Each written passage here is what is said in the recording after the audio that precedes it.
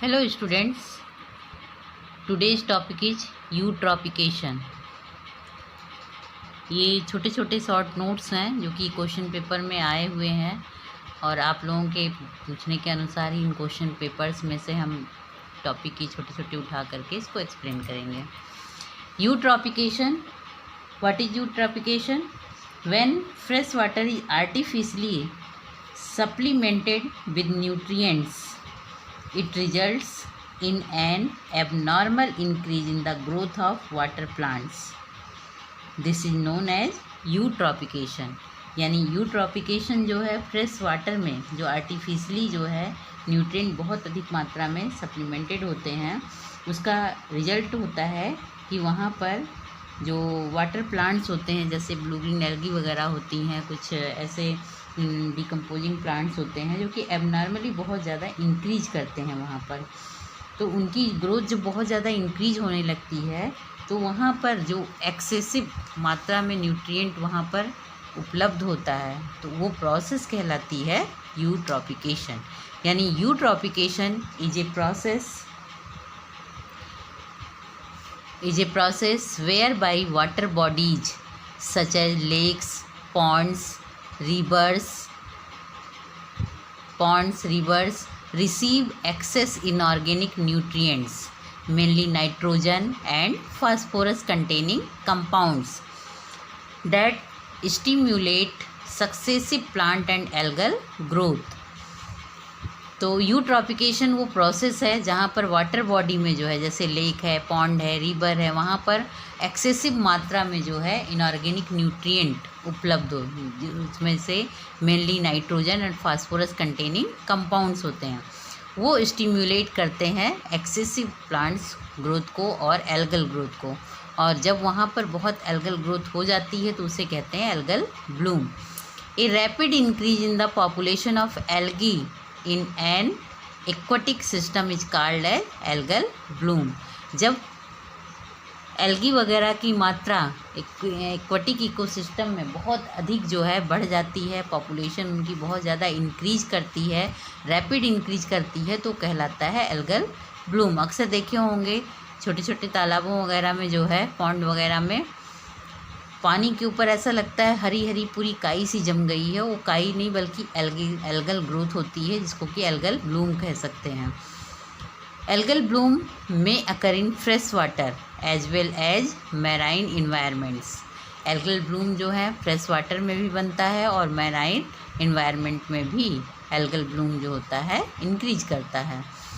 तो eutrophication can be natural और cultural eutrophication. तो यूट्रॉफिकेशन मीन्स एक्सेसिव न्यूट्रिएंट का वहाँ पर उपलब्ध होना, यानी कि वाटर बॉडीज़ में जो होता है आर्टिफिशियली सस्पेंडेड न्यूट्रिएंट्स जो होता है वहाँ पर मौजूद होता है, जिसकी वजह से abnormal increase the growth of water plants या फिर एल्गल, इसी को कहते हैं यूट्रॉफिकेशन।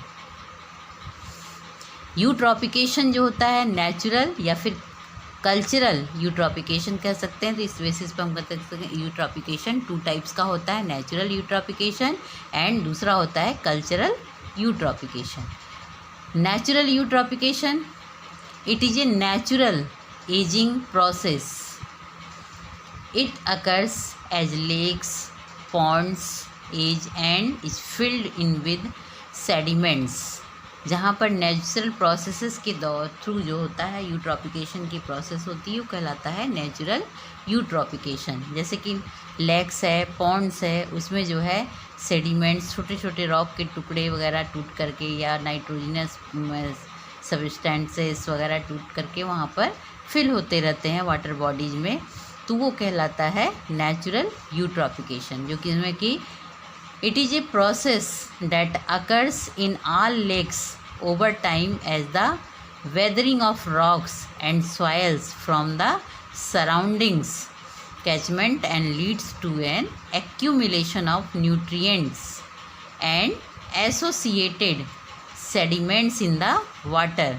यानी कि जब लेक्स में, पॉन्ड्स वगैरह में जो है सेडिमेंट्स वगैरह का फिल होना, धीरे धीरे धीरे धीरे फिल होता रहता है, ये प्रोसेस बहुत स्लोली चलता है, तो ये कहलाता है नेचुरल यूट्रॉफिकेशन। इसमें जो होता है इस प्रोसेस में जैसे लेक्स वगैरह हैं, लंबे समय तक ओवर टाइम जो होता है वहाँ पर रॉक्स की, सॉइल्स वगैरह की वेदरिंग होती है, जो कि फिजिकल केमिकल वेदरिंग होती है, जिसमें रॉक्स या सॉइल के बड़े बड़े रॉक्स जो हैं टूट करके छोटे छोटे उसमें टूटते रहते हैं, और जो है वहाँ पर जो होता है अधिक मात्रा में वाटर बॉडीज में जो है अधिक मात्रा में न्यूट्रिएंट्स जो होता है, जिसमें कि सेडिमेंट्स वगैरह होता है, वो जो है एक्यूमुलेट वाटर बॉडी में होता रहता है। Depending on climate, the size of the water bodies, the natural ageing of A water body many span hundreds of years. तो ये क्लाइमेट पर डिपेंड करता है कि वाटर बॉडीज़ के साइज़ के अनुसार वहाँ पर नेचुरल एजिंग जो होती है वाटर बॉडीज़ में लंबे समय तक होती रहती है, यानी कि बहुत ही स्लो प्रोसेस है और धीरे धीरे ये प्रोसेस होती रहती है। और इस नेचुरल यूट्रॉफिकेशन की वजह से जो होता है वाटर बहुत ज़्यादा हार्मफुल नहीं हो पाता है, पोल्यूटेड नहीं माना जा सकता है। दूसरा होता है यानी कि नेचुरल यूट्रॉफिकेशन में लेक्स, पॉन्ड्स वगैरह में जो रॉक्स हैं, जो सॉइल्स वगैरह टूट टूट करके उनकी वेदरिंग वगैरह होते से जो है वहाँ पर धीरे धीरे वो परत दर परत सेडिमेंट्स वहाँ पर एक्यूमुलेट होते रहते हैं। उसके साथ साथ जो है न्यूट्रिएंट यानी कि जो कि नाइट्रोजन और फास्फोरस कंटेनिंग कंपाउंड्स होते हैं वो भी वहाँ पर एक्यूमुलेट होते रहते हैं। तो ये प्रोसेस चूँकि बहुत स्लो होती है, लंबे समय तक धीरे धीरे वाटर बॉडी में ये 100 ईयर्स में कंप्लीट होती है, तो ये हार्मफुल नहीं होती है लिविंग ऑर्गेनिजम्स के लिए। और दूसरी होती है कल्चरल यूट्रॉफिकेशन। कल्चरल यूट्रॉफिकेशन जो है ये जो है मैन मेड प्रोसेस के थ्रू होती है, यानी कि बहुत अधिक मात्रा में एक्सेसिव डिस्चार्ज वगैरह इनऑर्गेनिक मैटर वगैरह का, न्यूट्रिएंट्स वगैरह का वाटर बॉडी में किया जाता है, तो उसके थ्रू होता है जो कि बहुत ही हार्मफुल होता है। तो next cultural eutrophication, it occurs due to excessive discharge of inorganic nutrients into the water bodies due to human activities। यानी कि इनऑर्गेनिक न्यूट्रिएंट्स का वाटर बॉडी में धीरे धीरे डिस्चार्ज होना, एक्सेसिव मात्रा में, बहुत अधिक मात्रा में डिस्चार्ज होना जो कि ह्यूमन एक्टिविटीज़ के थ्रू होता है, तो कहलाता है cultural eutrophication. Nutrients can come from many sources such as fertilizers applied to agricultural, field and sewage treatment plants, discharges। यानी कि जो कल्चरल यूट्रॉफिकेशन होता है मैन मेड प्रोसेस के थ्रू होता है, ह्यूमन एक्टिविटीज़ के थ्रू कल्चरल यूट्रॉफिकेशन होता है, उसमें जो होता है न्यूट्रिएंट्स वगैरह जो होते हैं मेनली उनके सोर्स जो होते हैं फर्टिलाइज़र्स वगैरह जो कि एग्रीकल्चर वगैरह में एग्रीकल्चरल फील्ड वगैरह में यूज किए जाते हैं, तो वो हवा के द्वारा, पानी के द्वारा या फिर सॉयल द्वारा बह करके वो वाटर बॉडी में मिक्स होते हैं। और सीवेज ट्रीटमेंट प्लांट से जो डिस्चार्ज होते हैं रॉ मटेरियल, यानी उनके जो सीवेज स्लज वगैरह होता है उनके थ्रू फर्टिलाइजर्स जो होते हैं उसमें मेनली जो होता है वो नाइट्रोजन और फास्फोरस कंटेनिंग कंपाउंड जब एक्सेसिव मात्रा में वहाँ वाटर बॉडी में डिस्चार्ज होते हैं और वहाँ पर एक्यूमुलेट होकर के होते हैं, तो ये प्रोसेस कहलाती है कल्चरल यूट्रॉफिकेशन।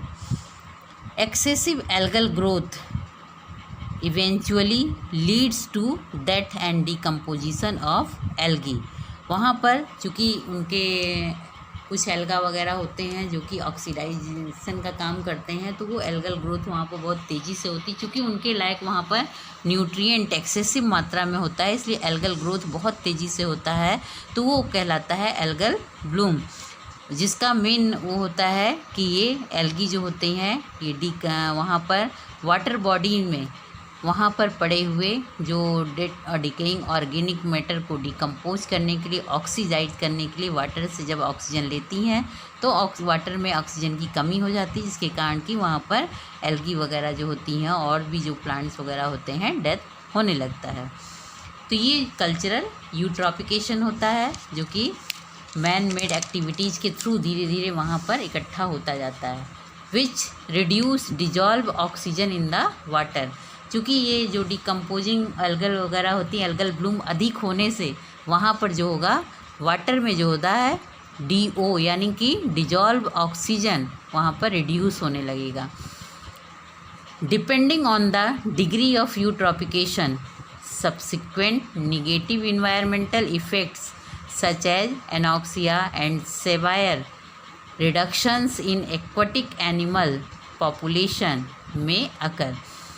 तो ये यूट्रॉपिकेशन की डिग्री पर डिपेंड करता है कि वहाँ पर निगेटिव इन्वायरमेंटल इफ़ेक्ट्स क्या होगा, जैसे कि एनाक्सिया यानी कि पानी में ऑक्सीजन की कमी का हो जाना, और एक्वाटिक एनिमल पॉपुलेशन वहाँ पर धीरे धीरे जो है रिडक्ट हो जाना, क्योंकि जब वाटर में ऑक्सीजन की कमी होगी तो वहाँ पर एनाक्सिया की वजह से, ऑक्सीजन की कमी की वजह से बहुत सारे प्लांट या एक्वाटिक एनिमल जो हैं डेथ होने लगेगी। तो ये जो कल्चरल यूट्रॉपिकेशन होता है ये सभी लिविंग ऑर्गेनिज्म के लिए बहुत अधिक हार्मफुल होता है।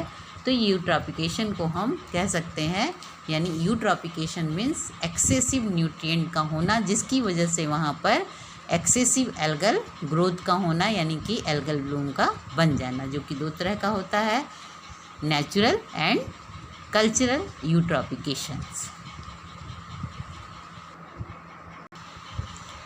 नेक्स्ट टॉपिक है BOD एंड COD, क्योंकि ये भी जो है शॉर्ट नोट्स में भी पूछा जाता है और इसमें डिफरेंसेस भी पूछे जाते हैं। यानी BOD means biochemical oxygen demand और COD means chemical oxygen demand. तो इन दोनों में डिफरेंसेस भी पूछे जा सकते हैं। इन दोनों में जो है इन दोनों को अलग अलग शॉर्ट नोट्स में भी पूछा जाता है। तो इसलिए जो है ये मेन जो है शॉर्ट नोट्स के क्वेश्चंस को उठा रहे हैं। BOD यानी बायोलॉजिकल ऑक्सीजन डिमांड। BOD जो होता है यानी BOD is the amount of oxygen required by microorganisms to decompose the organic substances in sewage। यानी कि BOD हम कहते हैं, BOD ऑक्सीजन की वो मात्रा होती है जो कि माइक्रो ऑर्गेनिजम्स के लिए रिक्वायर्ड होती है, ऑर्गेनिक जो सीवेज में ऑर्गेनिक सब्सटेंसेस को डिकम्पोज करने के लिए। यानी कि सीवेज में ऑर्गेनिक मटेरियल को डिकम्पोज करने के लिए या ऑक्सीडाइज करने के लिए माइक्रो ऑर्गेनिजम्स द्वारा जितने ऑक्सीजन की डिमांड होती है, यानी कि जितना ऑक्सीजन वो माइक्रो ऑर्गेनिजम्स ऑर्गेनिक मैटर को डिकम्पोज करने के लिए वाटर से लेता है, ऑक्सीजन की जितनी मात्रा, वो मात्रा कहलाती है उसकी BOD। यानी कि the amount of BOD is the amount of oxygen required by microorganisms to decompose the organic substances in sewage. Therefore, the more organic material in the sewage, there is higher the BOD। यानी अगर fresh water होगा तो वहाँ की BOD 0 हो सकती है, 0 या 1 ppm तक हो सकती है। अगर वो पॉल्यूटेड वाटर है तो वहाँ पर BOD बहुत अधिक होगी। तो सीवेज वाटर की BOD सबसे अधिक होती है, क्योंकि सीवेज वाटर में सबसे ज़्यादा ऑर्गेनिक मैटर वगैरह पाए जाते हैं। और BOD को इसलिए हम कह सकते हैं the amount of dissolve oxygen used by aerobic micro organisms to decompose the organic matter present in a sample of water in term biological oxygen demand. यानी सीवेज में ऑर्गेनिक मैटर को डिकम्पोज करने के लिए जो वहाँ पर एरोबिक माइक्रो ऑर्गेनिजम्स होते हैं, वो जितनी ऑक्सीजन की मात्रा वाटर से उन्हें डेड और डिकेइंग ऑर्गेनिक मैटर को डिकम्पोज करने के लिए, ऑर्गेनिक मैटर को डिकम्पोज करने के लिए वाटर से लेते हैं, वाटर से ली गई ऑक्सीजन की वो मात्रा कहलाती है बायोकेमिकल ऑक्सीजन डिमांड या बायोलॉजिकल ऑक्सीजन डिमांड कहलाती है, जिसको कि हम BOD शॉर्ट फॉर्म में कहते हैं। It is an indirect measure of the concentration of readily biodegradable organic matter. इसे जो है हम इनडायरेक्टली जो है मेजर करते हैं बायोडिग्रेडेबल ऑर्गेनिक मैटर के जितना जो है रीडली जितना बायोडिग्रेडेबल ऑर्गेनिक मैटर का जो कंसंट्रेशन होता है उससे इनडायरेक्टली हम इसको मेजर करते हैं। Since aerobic micro organisms live by decomposing organic matters, यानी कि जो एरोबिक माइक्रो ऑर्गेनिजम्स होते हैं वो डिकम्पोजिंग ऑर्गेनिक मैटर्स वगैरह पर ही जीवित रहते हैं। उन्हें तो उनको जो है डिकम्पोज करते हैं, ऑर्गेनिक मैटर को डिकम्पोज करके उसे दूसरे फॉर्म में चेंज कर देते हैं जो कि बायोडिग्रेडेबल मैटर ऑर्गेनिक मैटर होते हैं। The amount of oxygen used is proportional to their number and metabolic rate. जो ऑक्सीजन वहाँ पर अमाउंट जो है amount of oxygen used proportional to their number and metabolic rate, यानी कि वहाँ पर जो ऑक्सीजन का अमाउंट जितना यूज हो रहा है वो प्रोपोर्शनल होता है उनके नंबर पर और मेटाबॉलिक रेट पर। BOD test evaluates the dissolved oxygen used up by aerobic microorganisms overs 5 days periods at 20 degree centigrade. यानी बीओडी का जो टेस्ट होता है वहाँ पर डिजॉल्व ऑक्सीजन को जो यूज़ किया जाता है एरोबिक माइक्रो ऑर्गेनिजम्स के थ्रू, उसको जो है 5 days के पीरियड में 20 डिग्री सेंटीग्रेड पर जो है वहाँ पर इवेलुएटेड किया जाता है, टेस्ट किया जाता है। BOD concentration of waste water is expressed in milligram per litre. तो बीओडी का जो कंसंट्रेशन होता है वेस्ट वाटर में उसको मिलीग्राम पर लीटर के थ्रू जो होता है एक्सप्रेस किया जाता है। BOD of clean fresh water is 2 milligram per litre, where as value exceeding 5 milligram per litre indicates contamination. यानी कि जब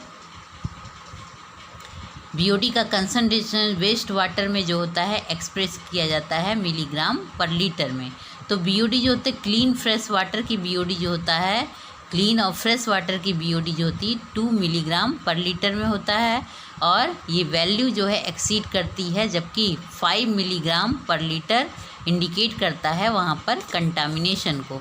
अगर 2 मिलीग्राम पर लीटर की अपेक्षा वहाँ पर उससे अधिक वैल्यू एक्सीड करती है यानी 5 मिलीग्राम लीटर तक होती है, तो वो इंडिकेट करता है कि वो वाटर जो है पॉल्यूटेड है, कंटामिनेशन वहाँ पर मौजूद है और वो वाटर फ्रेश वाटर या पीने योग्य ड्रिंकिंग वाटर के रूप में उसको यूज नहीं किया जा सकता।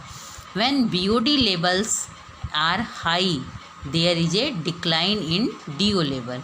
अगर बीओडी लेवल हाई होगा तो वहाँ पर डीओ लेवल यानी कि डिजॉल्व ऑक्सीजन लेवल जो होगा डिक्लाइन होगा। अगर डिजॉल्व ऑक्सीजन लेवल जो है अगर हाई होगा तो वहाँ पर बीओडी लेवल डिक्लाइन करेगा। तो ये जो है एक दूसरे के जो है यानी कि ऑर्गेनिक मैटर के होता है, यानी कि हम बायोलॉजिकल ऑक्सीजन डिमांड को जो है मेजर कर सकते हैं। Biological oxygen demand is a measurement of the amount of oxygen needed to oxidize the biologically oxidizable organic matter in a given volume of natural or polluted water। यानी कि biological oxygen demand या BOD measurement oxygen के amount का वो measurement है जो कि micro organisms द्वारा या एरोबिक माइक्रो ऑर्गेनिजम्स द्वारा जो है ऑर्गेनिक मैटर को ऑक्सीडाइज्ड करने में यूज कर जाती है या फिर उनके यूज कर ऑर्गेनिक मैटर को ऑक्सीडाइज करने के लिए ऑक्सीजन की जितनी मात्रा एरोबिक माइक्रो ऑर्गेनिज्म वाटर से लेता है वो कहलाती है उसकी बीओडी।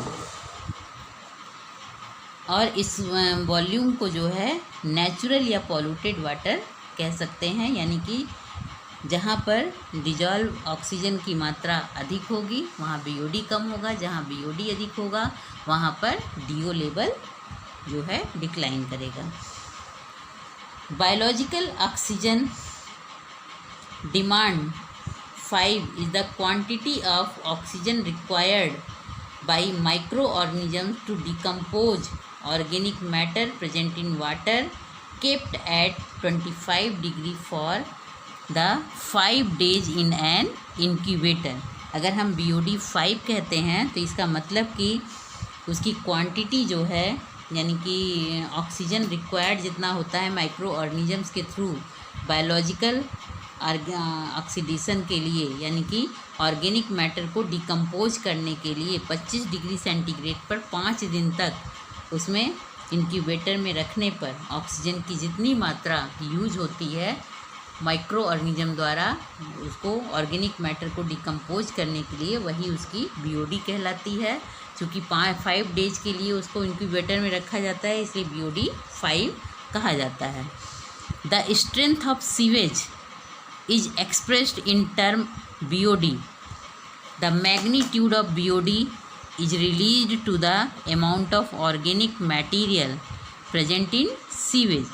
जब BOD की मात्रा सबसे अधिक तब होती है जब वहाँ पर जो होता है ऑर्गेनिक मैटर जो होता है सीवेज में प्रेजेंट हो, तो वहाँ पर BOD की मात्रा सबसे अधिक हाई होती है। ए मीडियम और strong sewage has high BOD value. जो मीडियम या स्ट्रॉन्ग सीवेज होता है वहाँ पर BOD जो होता है बहुत ही वैल्यू हाई होती है।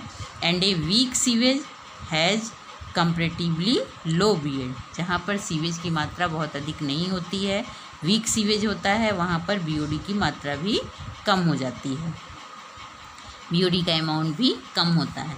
दस BOD determination provides exact information concerning strength of sewage and the efficiency of sewage treatment processes. यानी कि BOD जो होता है ये डिटर्मिनेशन प्रोवाइड्स करता है कि वहाँ पर सीवेज की स्ट्रेंथ क्या है, कितनी है, और वहाँ पर सीवेज ट्रीटमेंट प्रोसेसेस की एफिशिएंसी क्या हो सकती, किस तरीके से सीवेज का ट्रीटमेंट किया जाए। तो इससे हमें BOD अगर वहाँ की पता कर लें तो हमें ये आसानी से वो कर सकते हैं कि सीवेज का ट्रीटमेंट किस तरीके से किया जाए, किस प्रोसेस से किया जाए। क्योंकि जब स्ट्रॉन्ग सीवेज होगा तो BOD वैल्यू भी हाई होगी, जब वीक सीवेज होगा तो BOD की वैल्यू वहाँ पर लो होगी। तो उसके अनुसार ही जो है सीवेज का ट्रीटमेंट किया जाता है। इसी में एक टर्म होता है ऑक्सीजन कंजप्शन, OC जिसको बोलते हैं। OC वो represents the amount of dissolve oxygen utilised by biotic community for the oxidative decomposition of organic matter in 1 litre of water in 1 hour. 1 घंटे में 1 लीटर वाटर में कितना ऑर्गेनिक मैटर है जो है उसको डिकम्पोजिशन करने में, ऑक्सीडेटिव डिकम्पोजिशन करने में 1 लीटर वाटर में 1 घंटे में कितना ऑक्सीजन कंजप्शन होता है। तो ऑक्सीजन कंजप्शन यानी OC रिप्रेजेंट करता है कि ऑक्सीजन की उस मात्रा को जो कि डिजॉल्व ऑक्सीजन जो कि बायोटिक कम्युनिटी द्वारा जो है oxidative decomposition of organic matter के लिए यूटिलाइज किया जाता है। यानी ऑर्गेनिक मैटर के ऑक्सीडेटिव डिकम्पोजिशन के लिए बायोटिक कम्युनिटी द्वारा ऑक्सीजन की जितनी मात्रा जो है वहाँ पर डिजॉल्व होती है वो कहलाती, डिजॉल्व ऑक्सीजन जितनी मात्रा में वहाँ पर यूटिलाइज्ड होता है बायोटिक कम्युनिटी द्वारा, वो उसका कहलाता है ऑक्सीजन कंजप्शन। यानी कि हम कह सकते हैं oxygen consumption represents the amount of dissolved oxygen utilized by biotic communities for the oxidative decomposition of organic matter in 1 liter of water in 1 hour। यानी 1 घंटे में 1 लीटर वाटर में ऑर्गेनिक मैटर की ऑक्सीडेटिव डिकम्पोजिशन करने में biotic communities dissolve oxygen कितनी मात्रा में यूटिलाइज्ड करता है वो मात्रा ही कहलाती है ऑक्सीजन कंजप्शन। इसके बाद आते हैं COD यानी कि chemical oxygen demand. Chemical oxygen demand कहलाती है COD। यानी केमिकली ऑक्सीडाइज करने के लिए ऑक्सीजन की जितनी मात्रा माइक्रो ऑर्गेनिजम्स जो होते हैं ऑक्सीजन की जितनी मात्रा यूज होती है वो कहलाती है उसकी COD। यानी कि COD को हम डिफाइन कर सकते हैं केमिकल ऑक्सीजन डिमांड जिसको कहते हैं। तो chemical oxygen demand gives the amount of oxygen required for chemical oxidation of organic matter. यानी कि केमिकल ऑक्सीजन डिमांड वो मात्रा होता ऑक्सीजन की वो मात्रा होती है जो कि केमिकल ऑर्गेनिक मैटर के केमिकल ऑक्सीडेशन के लिए रिक्वायर्ड होती है। यानी ऑर्गेनिक मैटर में केमिकल ऑक्सीडेशन के लिए रिक्वायर्ड ऑक्सीजन की मात्रा कहलाती है केमिकल ऑक्सीजन डिमांड। यानी COD को हम डिफाइन कर सकते। COD is used as a measure of oxygen requirement of sample that is susceptible to oxidation by a strong chemical oxidant. यानी कि केमिकल ऑक्सीडेंट के थ्रू जो होता है ससेप्टेबल अमाउंट जो होता है उसके ऑक्सीडेशन के लिए जितना ऑक्सीजन की मात्रा वाटर से जो होता है यूज होती है या ली जाती है वो कहलाता है chemical oxygen demand. Under controlled conditions the time and temperature a chemical oxidising agent potassium permanganate or dichromate is added to the sample of water and the amount needed to oxidize the reducing materials present is measured.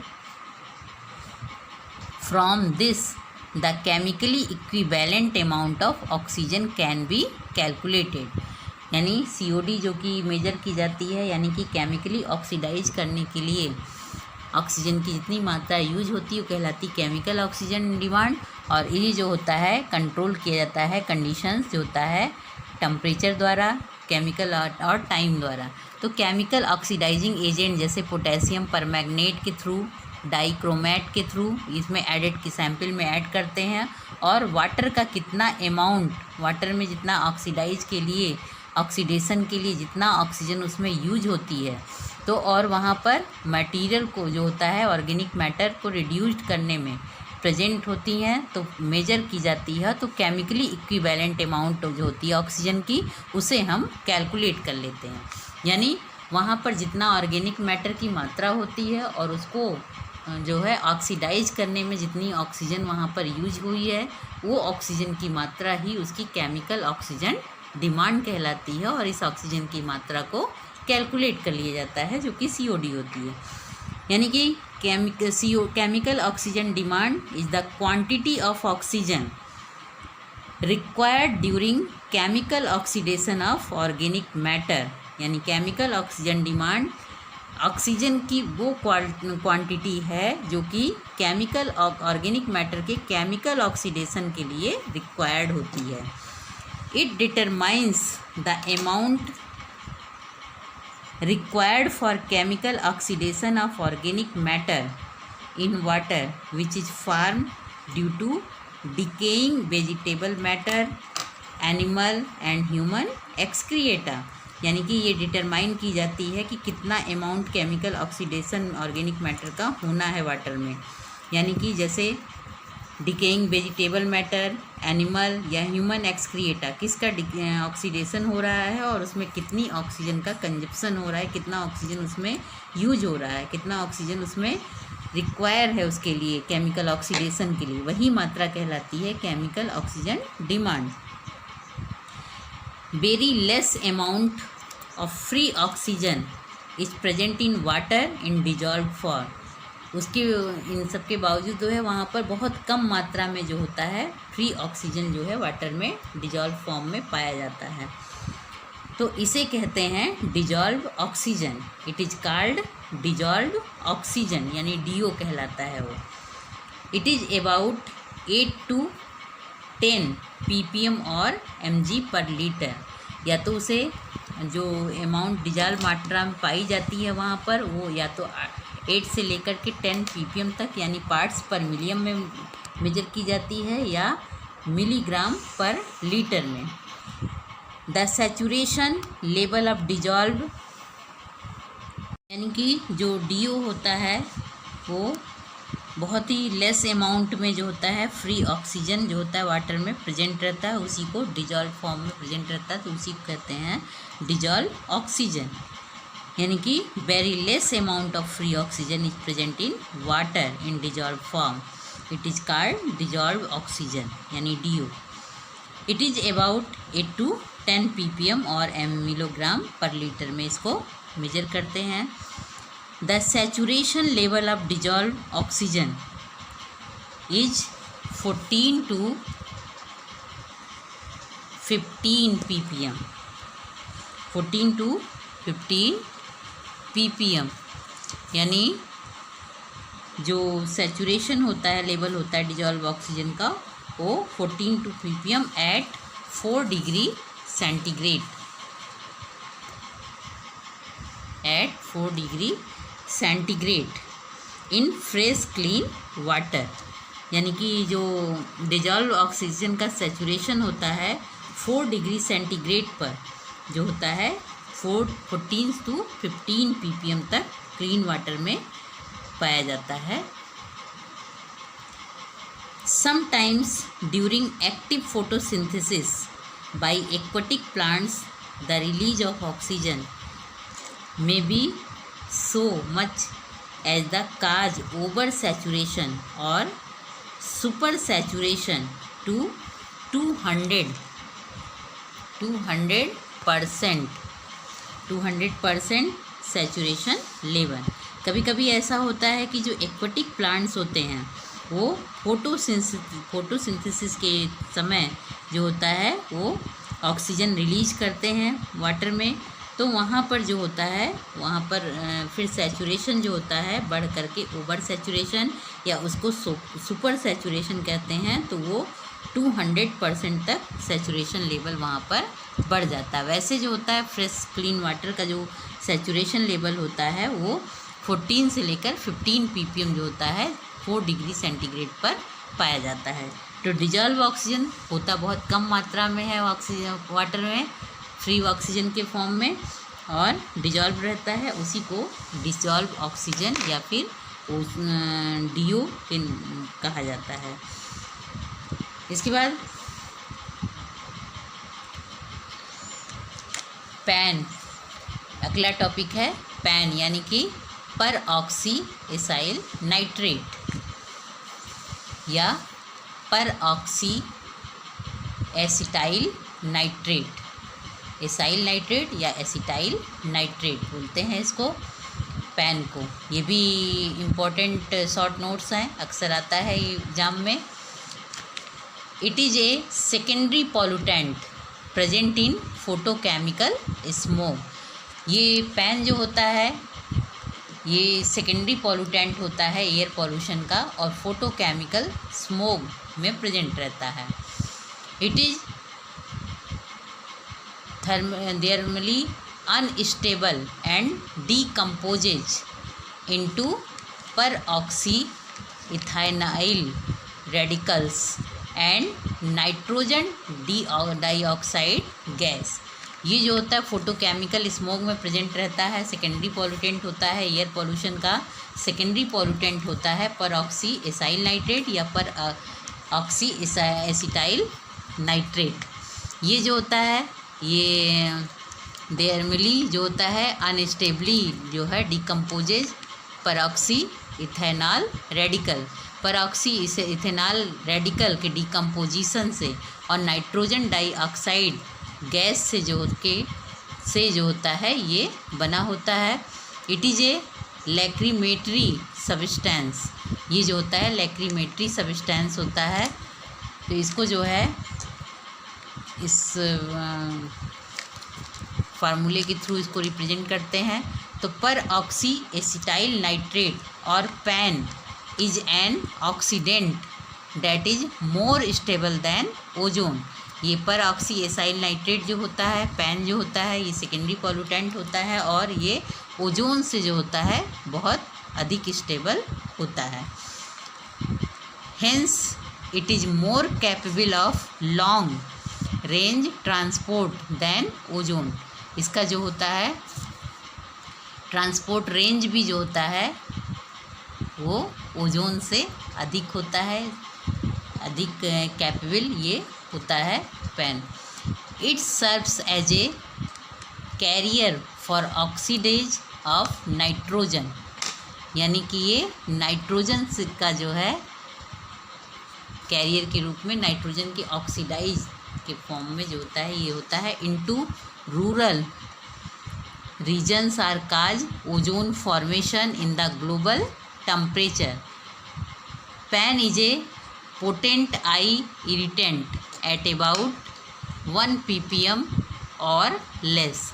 Pan जो होता है यानी पर oxy acyl nitrate जो होता है आँखों के इरिटेशन वगैरह जो के लिए जो होता है 1 ppm या उससे कम होता है, तब भी जो है ये आई इरिटेशन वगैरह कॉज करता है। But at higher concentration it is a more lethal than SO2। लेकिन इसका जो है हाई कंसंट्रेशन जो होता है SO2 से ज़्यादा ये लीथल होता है। तो पेन जो होता है बहुत ही हार्मफुल केमिकल होता है जो कि सेकेंडरी पॉल्यूटेंट होता है एयर पॉल्यूशन का, but less lethal than O3 यानी कि ozone.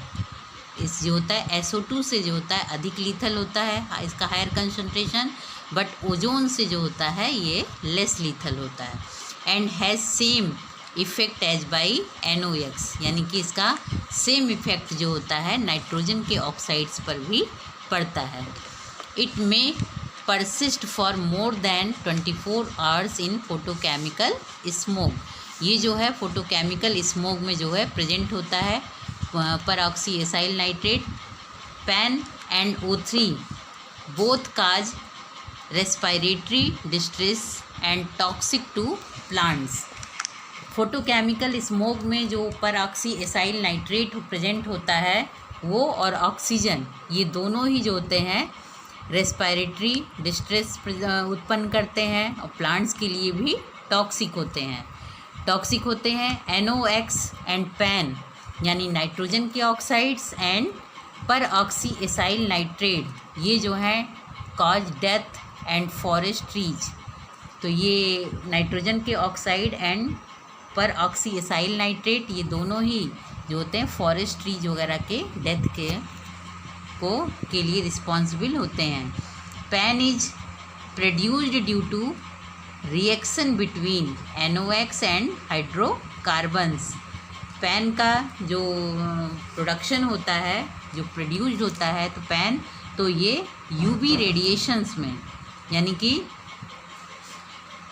Pan is produced due to reaction between NOx and hydrocarbons under effect of UV radiation of sunlight when ozone is also formed। जब nitrogen के oxide और hydrogen के oxide की presence में सन की UV radiations के थ्रू जो होता है ये जो होता है नाइट्रोजन के ऑक्साइड हाइड्रोकार्बन इनके रिएक्शन से जो है पर ऑक्सी एसाइल नाइट्रेट बनता है, प्रोड्यूस होता है और उसी के साथ साथ जो होता है ओजोन भी फॉर्म होता है। पैन यानी कि पर oxy acyl nitrate blocks hill reaction in plants. पर ऑक्सी एसाइल नाइट्रेट जो होता है प्लांट्स की हिल रिएक्शन को ब्लॉक कर देता है। It causes injury in spinach beet. ये जो होता है स्पिनच बीट में जो होता है इंजरी उत्पन्न करता है। कैलरी, टोबैको, पीपर, लेट्यूक, अल्फाल्फा, एस्टर, प्राइमोज इन सभी में जो होता है ये इंजरी काज करता है। It causes silvering of the under side of leaves. ये जो है लीव्स वगैरह की जो लोअर सरफेस होती है अंदर की सरफेस होती है वहाँ पर चांदी पत्ती रोग जिसे कहते हैं, यानी कि सिल्वरिंग डिजीज कॉज करता है लीफ पर, और लीफ जो होता है वाइट कलर की हो जाती है, यानी कि उसका क्लोरोफिल कंटेंट ख़त्म हो जाता है। Ozone causes only tip burn. Ozone जो होता है टिप बर्न डिजीज कॉज करता है, पर ऑक्सी एसाइल नाइट्रेट जो होता है ये SO2 की तुलना में जो होता है अधिक लीथल होता है इसका हाई कंसंट्रेशन, जबकि ऑक्सीजन ओजोन की तुलना में इसका लिथल जो होता है ये लेस होता है। तो ये ओजोन जो होता है ये टिब्बन डिजीज कॉज करता है, लेकिन पैन जो होता है ये चूँकि प्लांट्स की हिल रिएक्शन को ब्लॉक कर देता है और स्पिनिच बीट्स, कैलेरी, टोबैको, पीपर, लेट्यूक, अल्फाल्फा, एस्टर, प्राइमोज, इन सभी में जो है इंजरी उत्पन्न करके इसमें जो होता है बहुत सारी प्लांट्स की लीव्स के अंडर की सरफेस में, निचली सरफेस में जो होता है सिल्वरिंग डिजीज कॉज करता है। तो इसलिए पर ऑक्सी एसाइल नाइट्रेट जो होता है एयर पॉल्यूटेंट होता है, जो कि सेकेंडरी पॉल्यूटेंट होता है, यानी कि प्राइमरी पॉल्यूटेंट यानी कि नाइट्रोजन के ऑक्साइड एंड हाइड्रोकार्बन के जो होता है सनलाइट के यूवी रेडिएशंस की प्रेजेंस में जो होता है नाइट्रोजन के ऑक्साइड और हाइड्रोकार्बन के रिएक्शन के थ्रू ये फॉर्म होता है परऑक्सी एसाइल नाइट्रेट, जो कि हार्मफुल केमिकल होता है और सेकेंडरी पॉल्यूटेंट कहलाता है। That's all. Thank you.